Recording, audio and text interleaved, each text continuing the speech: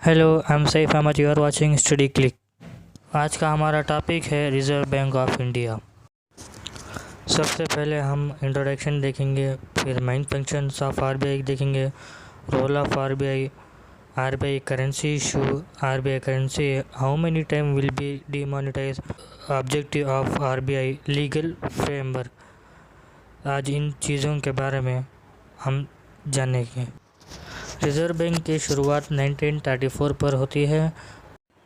The central office of the reserve bank of India was establish इन कलकत्ता, यानी कि RBI का पहला जो दफ्तर था वो कलकत्ता पर ही था।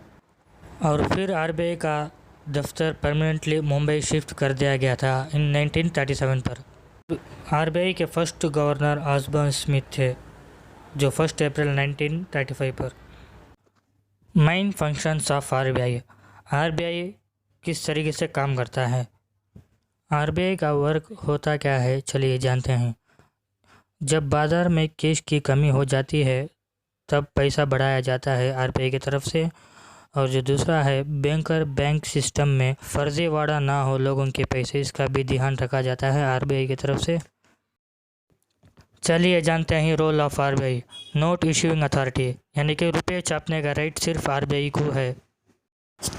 दूसरा जो है गवर्नमेंट बैंकर, यानी कि दो तरह के बैंकर्स होते हैं, एक पब्लिक सेक्टर, एक प्राइवेट सेक्टर।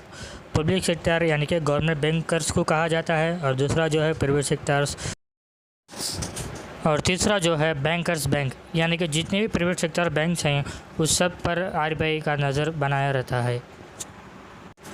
चौथा जो है सुपरवाइजिंग अथॉरिटी, यानी कि the reserve bank of India private sector को लाइसेंस दिया जाता है, इसी को सुपरवाइजिंग अथॉरिटी कहा जाता है।